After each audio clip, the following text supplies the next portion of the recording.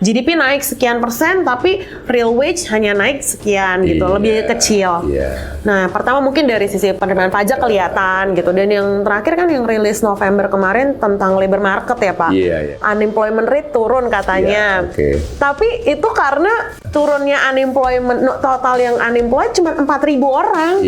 Jadi saya tekstil itu ya Pak. Kita paham mungkin ini ada interest negara untuk menghidupkan labor intensive sector ya.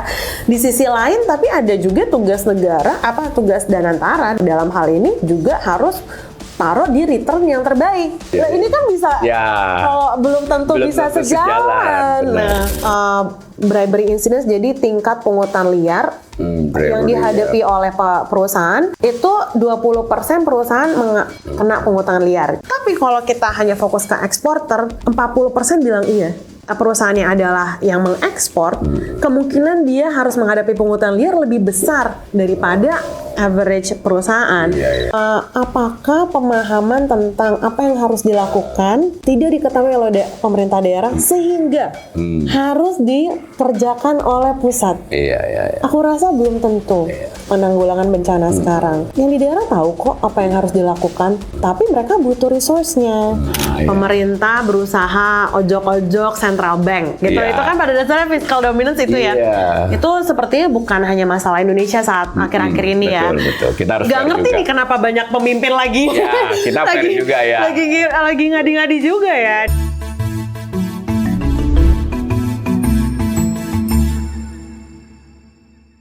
Salam cerdas, Ibu, Bapak, saudara-saudara yang saya hormati, kembali berjumpa dengan saya di kanal Awali Rezeki dalam sesi Ngobrol Ekonomi.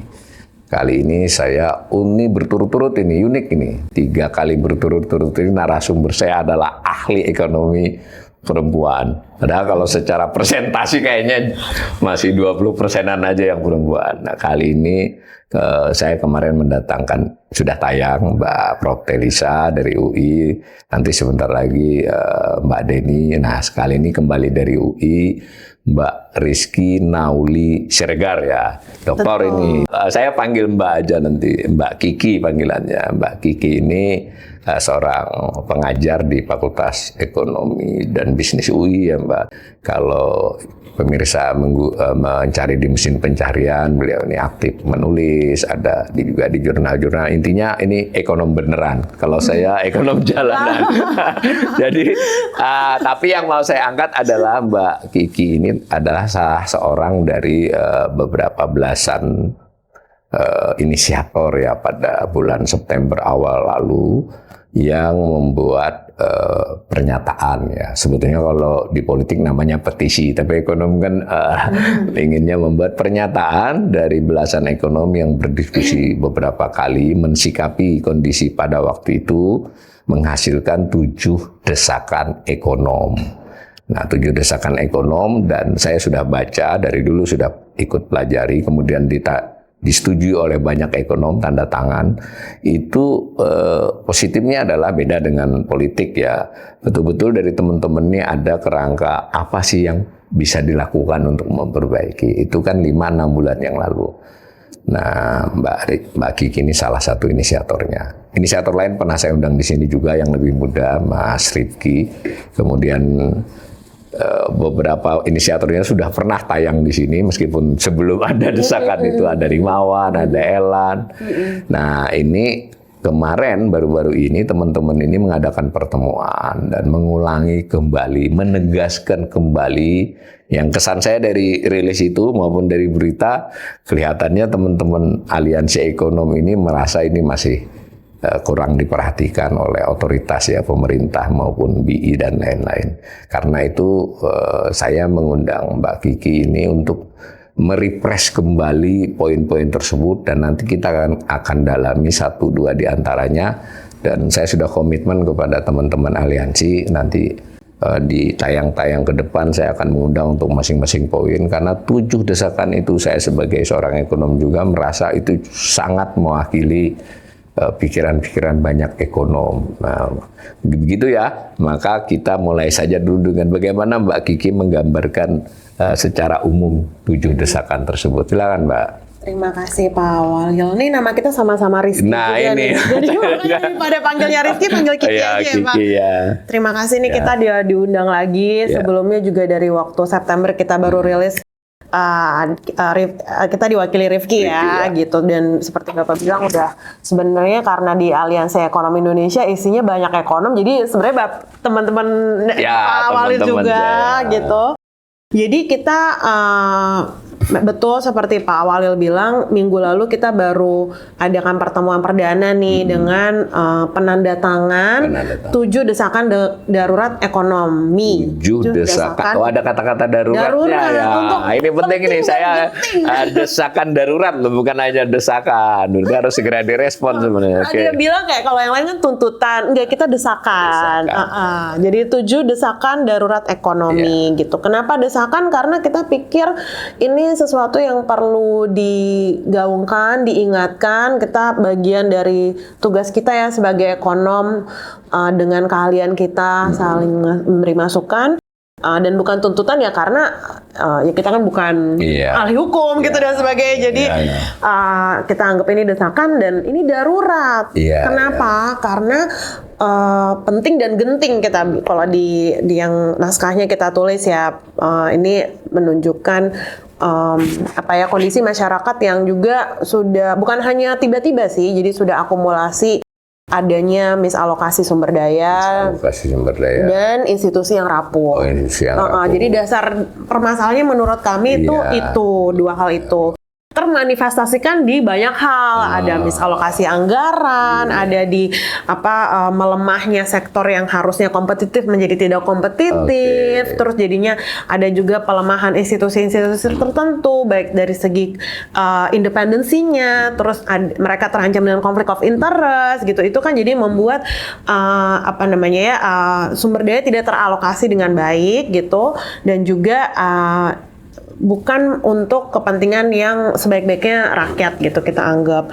Nah dari situ kita telurkan bener ada 7 desakan, dan 7 desakan ini sih teknis ya kalau baca ya, itu sebenarnya ya kalau semua kalau pernah ngambil mata kuliah ekonomi langsung itu ya pada dasarnya apa yang kita biasa pelajari ya.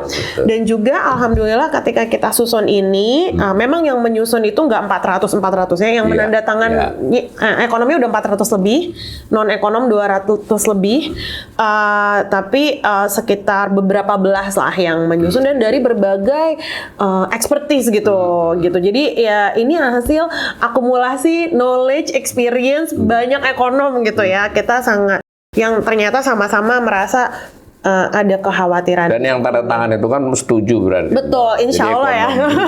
Kalau nggak tanda tangan. Iya benar, dan ini jadi tanggung jawab kita bersama. Betul. Jadi kalau boleh nih Pak 7 desakannya ya, karena saya nggak hafal jadi saya buka laptop nih. Wah ini kanal literasi Mbak. Jadi yang pertama itu perbaiki secara menyeluruh misalokasi anggaran. Jadi ini manifestasi misalokasi sumber daya tuh pertama ada di anggaran pemerintah, kita lihat gitu ya. Jadi agar tempatkan anggaran pada kebijakan dan program secara wajar dan proporsional.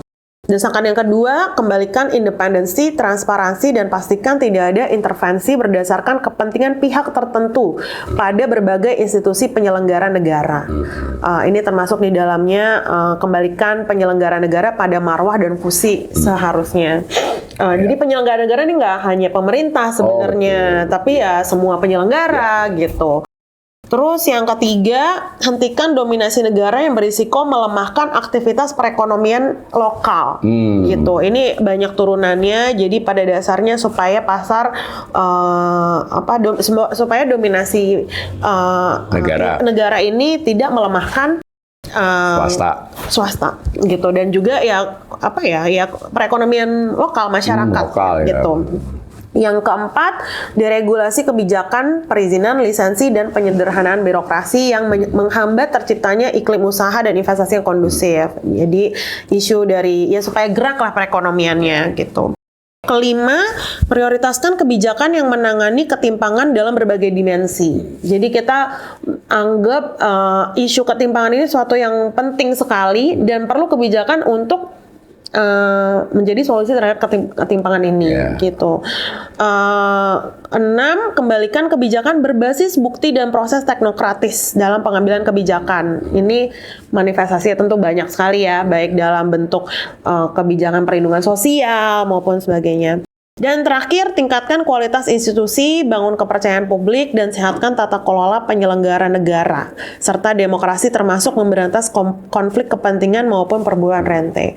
Jadi ya karena tadi kita anggap salah satu akar masalah adalah institusi yang rapuh, jadi desakannya ya harus ada isu untuk menyehatkan lah institusi ini gitu. Tapi memang bahasanya agak bahasa ekonomi. Iya, ya namanya apa yang nanti ngomong kalau ekonom. nanti dikira tuntutan politik ya. Tapi saya tertarik ini kalau kan tadi dikatakan sebenarnya sumbernya itu 2 nih, misalokasi sumber daya. Jadi beda ya pemirsa, sumber daya anggaran itu salah satu sumber daya. Jadi kalau misalokasi buat teman-teman ekonomi ini bisa misalnya modal yang harusnya imbang ke sini ternyata timpang ke hanya satu sektor atau ke satu pelaku. Betul. Itu dianggap misalokasi anggaran juga. Misalokasi sumber daya.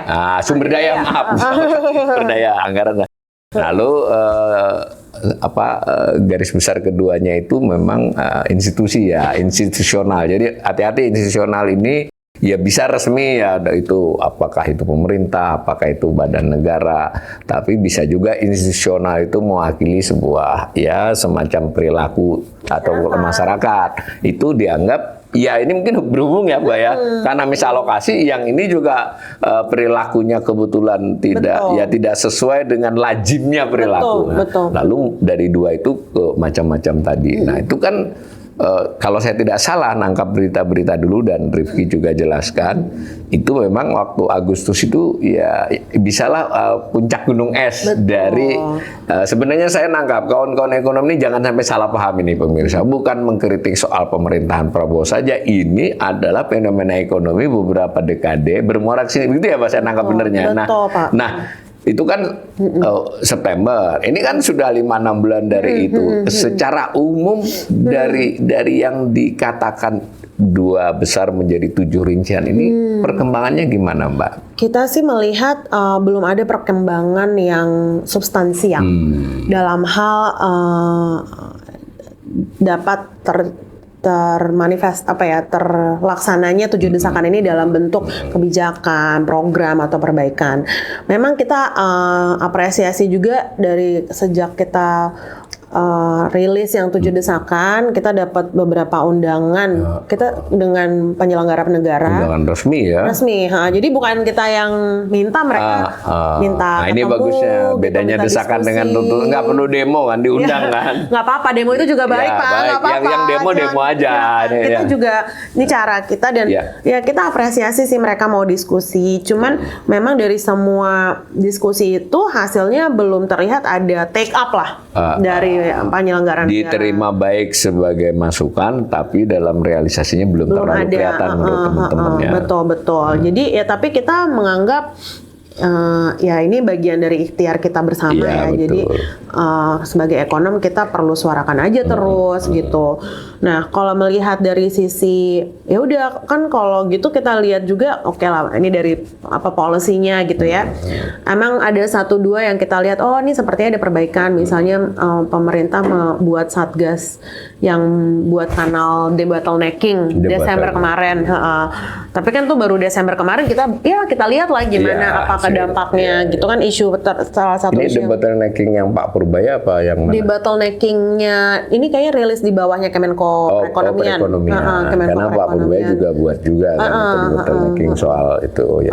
Gitu. Jadi ini untuk isu terutama misalnya banyak perusahaan atau enggak pihak swasta yang merasa dapat pungutan liar gitu, red tape gitu. Susah proses izinnya. Betul. Jadi sepertinya untuk menangani itu. Terus tapi kita lihat ini bagaimana dan apakah dengan cara buat kanal untuk lapor apakah cukup gitu kan? Itu pertanyaan lainnya juga kan. Nah, tapi banyak hal yang belum bisa teradres dengan masif dan substansial ya. Kayak misalnya kita lihat aja dari rilis angka-angka perekonomian terakhir gitu. Kita lihat sepertinya walaupun pertumbuhan yang Q4 kita masih tunggu nih ya, berapa jadinya. Q3 kan 5,12%, tapi kita lihat juga hasil realisasi APBN gitu.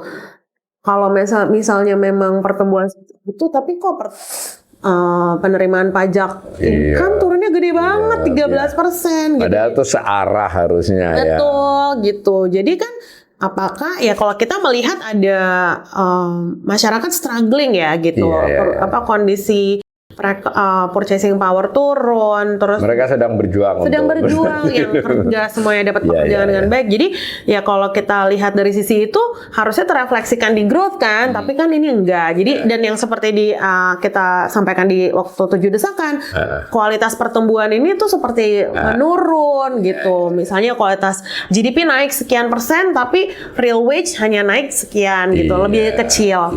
Nah, pertama mungkin dari sisi penerimaan pajak kelihatan gitu, dan yang terakhir kan yang rilis November kemarin tentang labor market ya Pak. Jadi unemployment rate turun katanya. Tapi itu karena kan unemployment rate itu unemployment numbers dibagi total labor force ya. Turunnya unemployment total yang unemployed cuma 4.000 orang. Jadi unemployment rate-nya cuma gara-gara labor force-nya naik gitu. Jadi kan sepertinya tidak ada perbaikan yang substansial di pasar tenaga kerja gitu. Terus misalnya kenaikan orang yang bekerja itu sekitar 80% karena naiknya orang yang part-time. Jadi paruh waktu. Jadi maksudnya ya kualitas tenaga lapangan pekerjaan nih belum ada substansi perbaikan yang baik gitu. Jadi ini padahal pertumbuhan ekonominya bisa bagus masih ya. Relatively bagus kalau dari berarti kualitas dipertanyakan. Betul.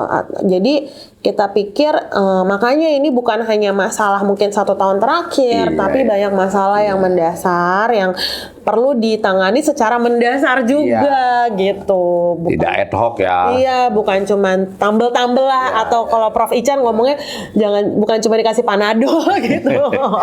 Masuk akal. Gitu. Nah, tapi itu tadi kalau dilihat begitu dan itu menjadi salah satu desakan entah nomor berapa itu bahwa yang 34 lah ya dikhawatiri itu justru peran swasta dalam hal ini berarti bisa dikatakan juga dari sisi lain namanya investasi ya. Betul. Investasi swasta, kemudian peran swasta termasuk UMKM kan. Ini sepertinya kan ini kan dikatakan jangan sampai negara mau itu negara secara langsung maupun BUMN atau yang kuasi fiskal mendesak ini kan kira-kira gitu tuh karena in the long run itu pastilah swasta yang paling diandalin kan. Nah, di sisi lain ini silakan dikomentari di luar itu saya kok malah BUMN makin diperkuat ada misal saja Koperasi Desa Merah Putih ternyata yang bangunnya misalnya Agrinas kemudian belakangan itu impor sapi Mbak biasanya merata ya ini berdikari ini contoh saja jadi kesannya kemudian ini kenapa BUMN masuknya lebih banyak dan sifatnya mengganti kalau dia nambahi kan soal lain. Bener nggak kesan saya begitu Mbak? Itu masih bagian dari tuntutan ini. Tepat Pak. Jadi salah satu indikasi kita masukin tuntutan yang keempat terutama 3 dan 4 adanya permasalahan dominasi institusi negara di perekonomian lokal dan juga yang lokal ini yang di garis bawah ini. Betul. Yang keempat itu misalnya perlunya deregulasi untuk dan juga deregulasi dan penyederhanaan birokrasi untuk yang menghambat iklim bisnis gitu. Jadi ini terkait sekali karena pada dasarnya perekonomian itu tumbuh kan di pasar-pasar lokal ya, di masyarakat lokal, di usaha-usaha gitu, dan tidak harus semuanya pemerintah yang produksi gitu misalnya gitu terlalu berat lah. Yang pasti harus pemerintah produksi itu misalnya ya pasti public goods itu udah pasti ya kan Pak, Barang publik, ya. barang publik gitu. Tapi kan di luar dari public goods itu tidak harus pemerintah yang ambil. Nah memang ada sekarang kan lagi naik di industrial policy di seluruh dunia betul. gitu.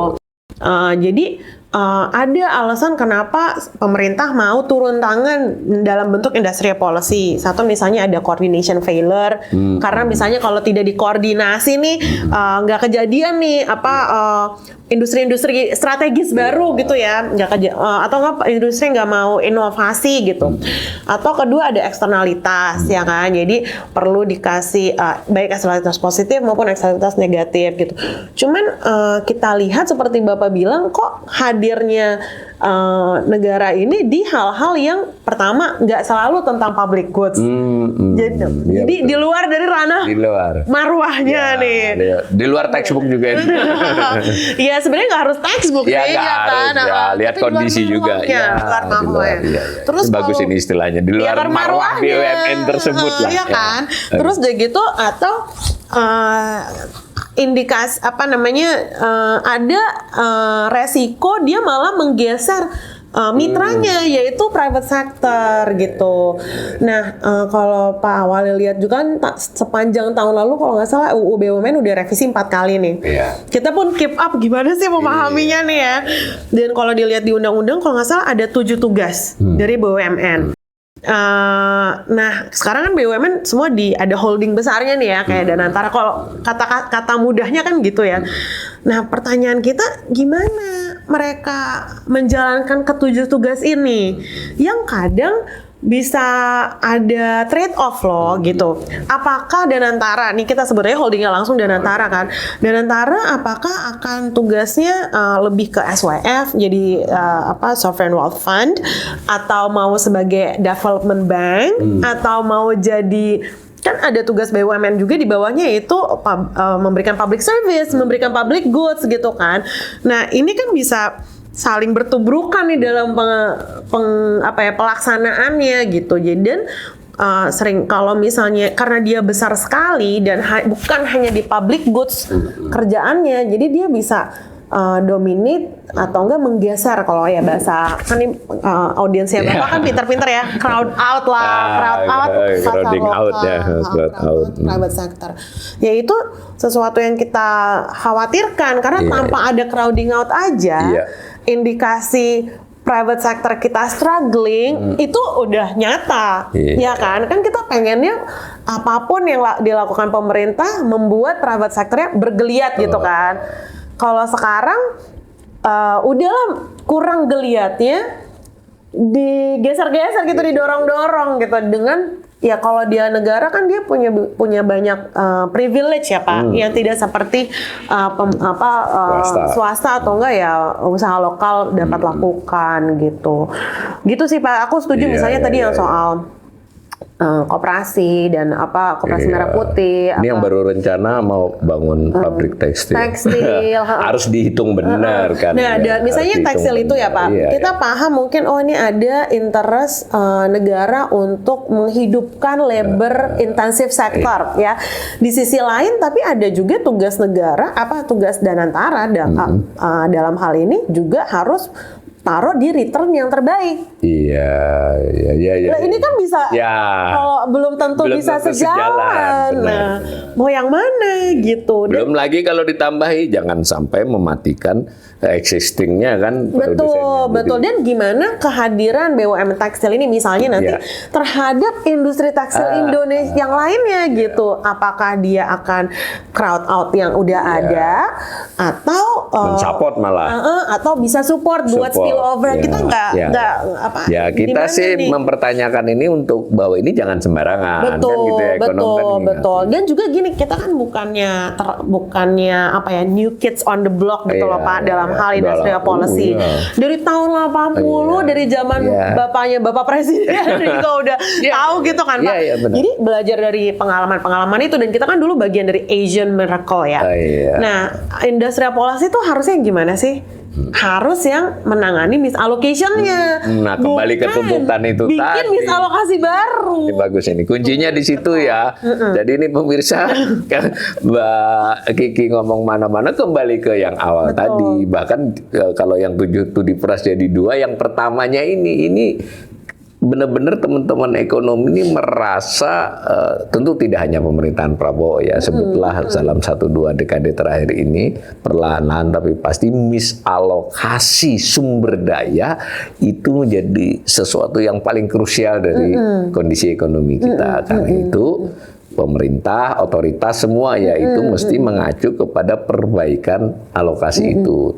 Tetapi ya meskipun dinyatakan secara akademis ya, ini pendapat saya nih nanti bahwa saya menangkap dari teman-teman ekonom ini dan juga dari penjelasan Mbak Kiki tadi 5-6 bulan terakhir ini kelihatannya malah indikasinya memburuk, sekalipun ada 1-2 perbaikan, tapi secara umum kan begitu. Nah, di garis bawahi soal peran negara tadi ya. Nah, tadi yang saya sebelumnya belum cermat, tapi dari penjelasan Mbak Kiki jadi mulai nangkap ternyata misalokasi anggaran ini bukanlah soal sektoral saja, bukan soal pelaku swasta dan pemerintah saja negara, tapi juga ada soal daerah. Nah, ini kan. Nah, kalau saya tambahi, loh, kenapa APBN-nya itu malah menarik ke pusat? Karena transfer ke daerah turun nyaris 18-19%. Nah, memang duitnya dikembalikan lagi ke daerah dalam bentuk macam-macam. Tapi kan secara alokasi berarti pusat dong yang menentukan. Gimana Mbak itu? Mbak, ini kan nggak sesuai nih dengan ini. Iya, itu salah satu kekhawatiran kita sih Pak. Betul. Jadi dari tahun lalu ya TKD kan juga turun transfer ke daerah, dan juga walaupun betul kata Bapak argumennya pemerintah sekarang adalah apa yang akan dikerjakan di daerah dikerjakan oleh lembaga pusat gitu. Tapi aku pikir ya kita pikir ya, bukan aku juga ekonom mayoritas berpikir begitu sama ya. Jadi apakah pemahaman tentang apa yang harus dilakukan tidak diketahui oleh pemerintah daerah sehingga harus dikerjakan oleh pusat. Aku rasa belum tentu. Kita lihat di pelaksanaan penanggulangan bencana sekarang, yang di daerah tahu kok apa yang harus dilakukan, ya kan? Tapi mereka butuh resource-nya, gitu. Jadi sepertinya dan misalnya gini, kita dengan 17.000 pulau kan nggak ada satu orang yang paham semuanya gitu ya Pak. Jadi kalau lebih menggeliatkan juga kemampuan pemerintah daerah untuk manage, untuk juga tackle masalah mereka apa, itu kan baik untuk semua, ya kan, baik juga untuk pemerintah pusat gitu. Jadi dan toh kita kalau misalnya isunya ada korupsi lebih besar di daerah dan sebagainya, berarti aturannya yang perlu dan enforcementnya yang perlu diperbaiki. Penyakitnya yang diperbaiki. Betul. Nah, aku suka nih Pak Awal. Jadi dalam segala hal penyakitnya yang diobatin gitu. Yang diobati. Jangan tempatnya dibakar. Betul. Waduh. Tikusnya yang dicari. Tikusnya yang dicari. Betul. Jadi ya misalnya kayak kalau nggak balik ke yang industri tekstil ya. Ya sebenarnya masalahnya di mana sih gitu? Apakah akan tercapai terurai masalahnya dengan membangun BUMN tekstil?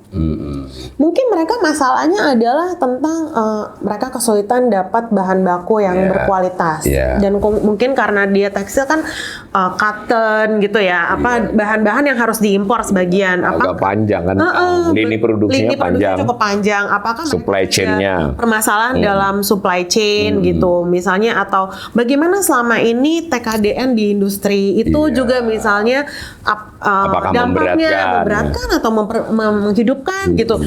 Kita mulai dari masalahnya dulu gitu. Aku pikir itu yang percakapan itu yang kurang dilakukan untuk dalam pemerintah beberapa tahun terakhir sampai sekarang memilih polisinya. Polisinya kan bisa macam-macam ya Pak.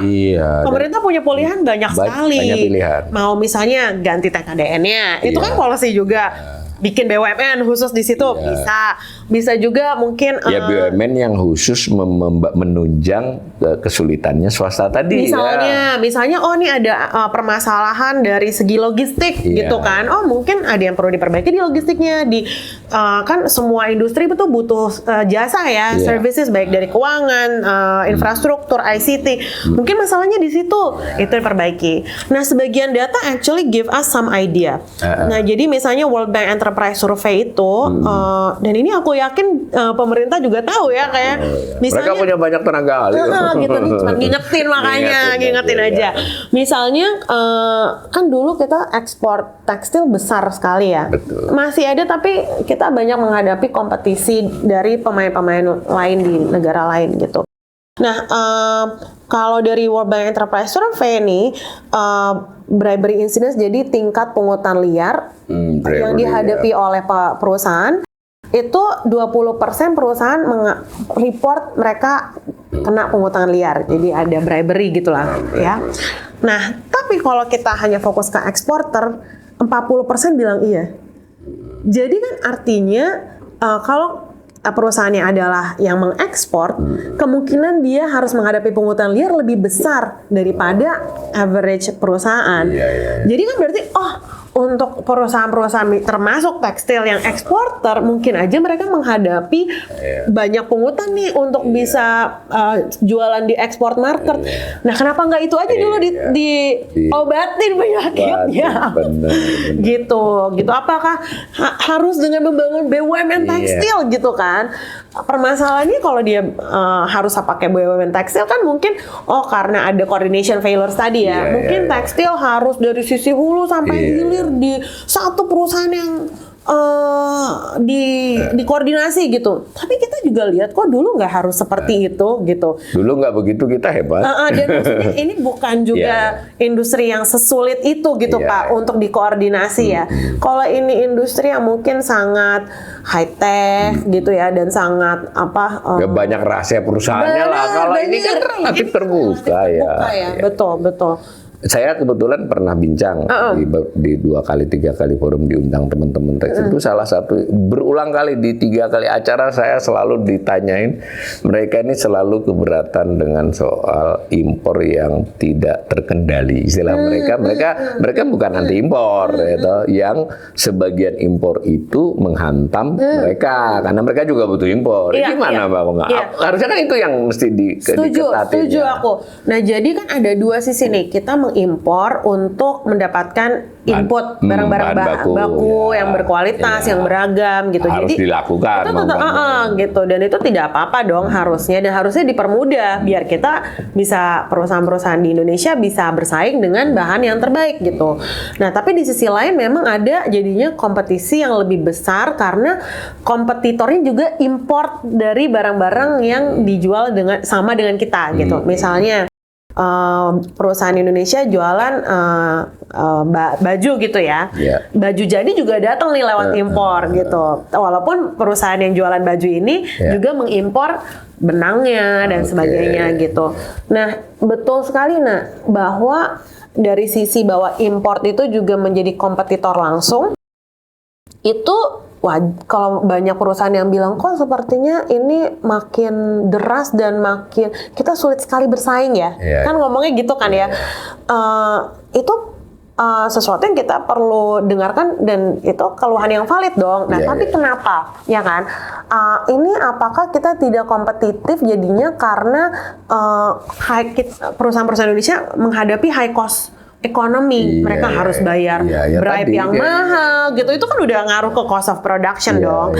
Atau ada masalah kompetisi yang tidak adil, misalnya suatu negara membanjiri barangnya ke kita gitu. Dumping di sana. Gitu. Nah jadi ya kalau itu ada measures lah yang bisa dilakukan oleh pemerintah Indonesia dan pemerintah harus gercep juga. Kita bisa pakai safeguard dan sebagainya gitu. Dan itu memang butuh waktu, tapi ya di masa yang apalagi sekarang kan Cina menurun ya perekonomiannya, udah gitu mereka menghadapi tarif war dengan sebagian dari dunia ini gitu kan, dan terutama Amerika Serikat, ya mereka harus cari pasar-pasar baru, jadi ini yang disebut trade diversion. Nah, salah satu pasar-pasar utama yang baru adalah yang lagi berkembang, yaitu Southeast Asia, termasuk Indonesia. Nah, jadi mungkin mereka jadi makin membanjiri banyak pasar-pasar yang di daerah kita, terutama di Indonesia. Nah, kalau ini tidak fair, ya wajar untuk kita lakukan measures tertentu. Tapi kalau ini adalah karena kita tidak bisa bersaing karena kita kurang kompetitif karena ada itu high cost economy dan sebagainya, berarti kita harus tangani itu gitu. Bukan dengan serta-merta mendirikan BUMN tekstil ya. Kita tidak anti nih, tapi kan BUMN tekstilnya ini seperti apa? Akan memperbaiki kondisi suasananya atau tidak? Jadi pemirsa, jelas sekali nih pendirian Pak Kiki dan mestinya juga para ekonom lain bahwa masuknya pemerintah kepada satu sektor industri yang di sana sudah existing, apalagi punya sejarah panjang, itu harus dengan maksud komplementer, memaksud mensupport, kan begitu. Betul. Dan tadi oleh Mbak Aulia secara keseluruhan, ini tekstil ini contoh, mesti seperti itu juga. Jadi kalau misalnya ada koperasi desa Merah Putih masuk, ya jangan sampai membunuh UMKM yang ada di sana, kan seperti itu. Betul. Ketika pemerintah misalnya masuk ke dalam pangan ya, kepada beras, itu juga harus melihat existing petani kah, pedagang kecil kah, dan seterusnya. Nah, kelihatannya Mbak Kiki masih merasa memang alokasi sumber daya ini masih belum menjadi acuan utama dalam kebijakan. Nah, tapi tadi kan yang kedua adalah soal institusi. Saya sebagai ekonom juga tuh merasa ini kok kayaknya bukan, nanti silakan komentar. Ini Mbak Kiki pribadi, jangan bahwa ini kok malah bukannya, ya kalau dikaitkan dengan bukan malah memperkuat, mempertegas masing-masing tugas institusi itu. Ya kita sebutlah kalau secara ini kan ada BI, ada pemerintah, Kementerian Keuangan, secara ekonomi ada OJK. Bahkan kalau diperluas lagi kan ada KPK, ada Kejaksaan, diperluas lagi ya ada banyak hal kan yang itu berkait. Nah ini kok kesininya kok perbaikan institusi itu menurut saya ya, nanti biar Mbak Ani komentar, malah tidak sejalan dengan maunya teman-teman ekonom ini. Kita tidak ingin menuduh ya, tapi indikasinya tuh indikasi untuk terjadi ketidak konsistenan untuk tugas itu, dan tampak pemerintah tadi misalkan yang isu terbarunya adalah Bank Indonesia itu menjadi semakin tidak independen, atau kalau kita pakai bahasa halus kurang jelasnya fungsi-fungsi masing-masing institusi ini malah menjauh dari yang dimaksud oleh desakan tadi. Gimana ini komentar supaya jangan bawa-bawa teman ekonomi yang lain. Komentar Mbak Kiki terhadap saya. Saya berpendapat begitu, Mbak. Aku setuju sih, Pak. Jadi dan ini juga ya kalau soal fiscal dominance ya, bahasanya kan kayak pemerintah berusaha ojok-ojok central bank gitu. Itu kan pada dasarnya fiscal dominance itu ya. Itu sepertinya bukan hanya masalah Indonesia saat akhir-akhir ini ya. Betul. Kita harus gak ngerti juga nih kenapa banyak pemimpin lagi. Ya, kita fair juga ya.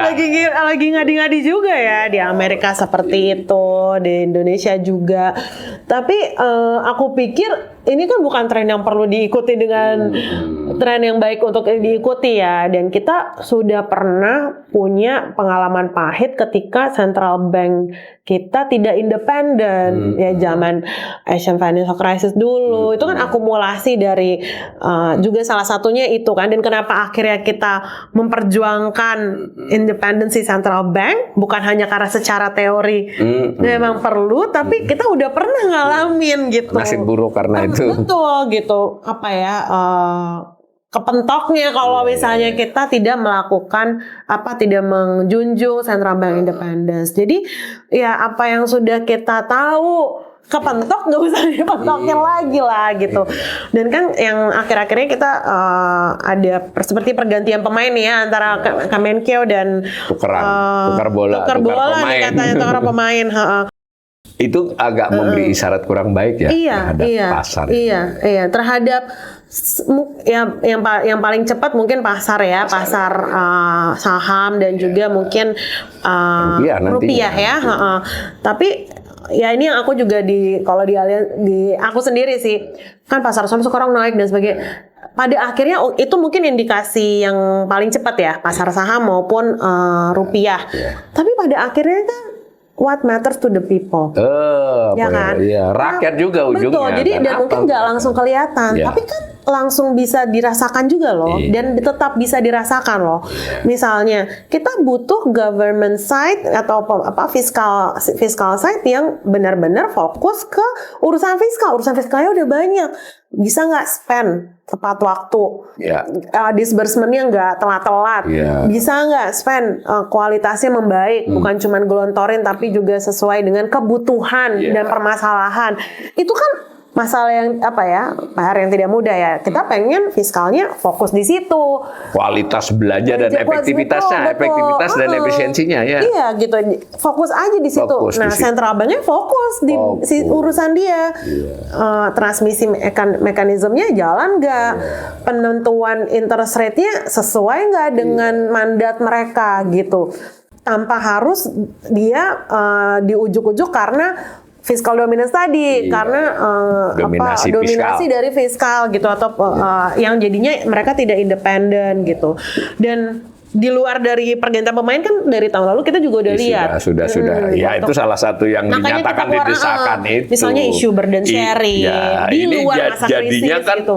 Kok malah kita desak, malah makin ya begitulah kira-kira kan. Apa kita desak terus saja.